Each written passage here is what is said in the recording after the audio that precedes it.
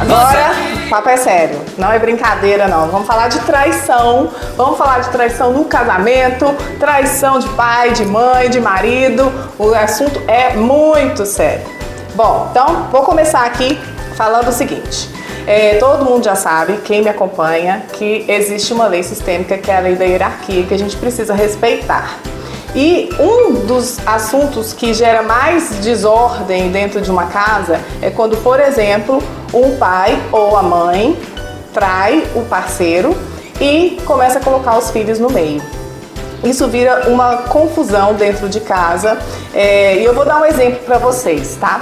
Tem uma família que eu acompanhei durante um tempo que quando eles me procuraram, tanto a mãe quanto o filho pediram ajuda porque o filho não conseguia se relacionar com o pai. Eles viviam em pé de guerra dentro de casa e o filho tinha muita raiva porque o pai já tinha traído a mãe e a mãe era muito boa, a mãe era excelente, então o pai não podia ter feito aquilo. Ou seja, a mãe fazia do filho um confidente, era um super amigo do filho, e, de certa forma, convidava o filho, instigava o filho para ficar com raiva do pai.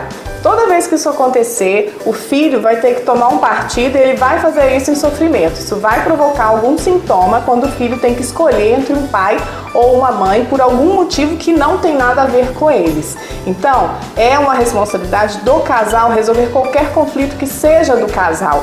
E independente da relação ter algum problema desse tipo ou não, é muito importante que os dois entendam que o filho tem direito de amar tanto o pai quanto a mãe, independente deles não terem conseguido ficar juntos. Então, o que eu quero dizer? Passado um tempo, esse rapaz começou a entender o que acontecia ali dentro do sistema, dentro daquela família, quando a mãe instigava ele contra o pai. Porque na hora que ele ia brigar com o pai, a mãe ficava do lado dele, do lado do pai, na verdade. Ele ficava sozinho na brincadeira e ele era o adolescente rebelde, né? O filho chato que não sabia conviver em família, que gritava, que se desequilibrava. Mas tinha uma dinâmica ali por trás que o tempo todo convidava pra briga, convidava aquele filho pra briga, e isso precisava ficar claro para aquela família encontrar saúde de novo. Bom, aqui a gente chega num ponto que, apesar de existir a regra da hierarquia, existe também uma permissão de desobediência, que é uma desobediência saudável, quando os pais nos convocam para ocupar um lugar desse tipo, e a gente pode sim se recolher, se retirar, né?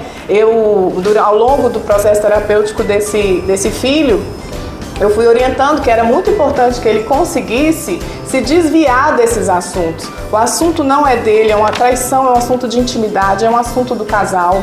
Então não tem que ficar exposto para aquele filho, né, para nenhum dos filhos do casal. E caso, inclusive, os filhos instiguem a pergunta e fiquem querendo saber, né, às vezes é o filho ou a filha que descobre que um dos dois está traindo e vai e joga tudo no ventilador e quer revelar aquela confusão toda. Toda vez que isso acontece, isso vai causar um distúrbio e é importante que o filho consiga se retirar disso. Se o pai ou a mãe convidar, é importante que o filho consiga sair e dizer, olha, esse é um assunto de vocês, né? Ou se o filho se meter, os pais também dizerem, olha, isso você não tem que saber. Independente do que aconteça entre nós, a gente continua sendo pai e mãe de vocês, porque esse é o tipo de relação que não tem como se desfazer. Nem com a morte deixa de ser pai ou mãe. Ok? Então, primeira dica, se houver alguma espécie de conflito entre o casal, não levem para os filhos e não deixem que os filhos busquem isso entre vocês. Isso vai dividir o filho, isso vai provocar algum distúrbio, porque se ele tomar partido, se ela ou ele, o filho, tomar partido entre o pai ou a mãe, internamente ele vai ficar dividido e vai ficar limitado no decorrer da vida.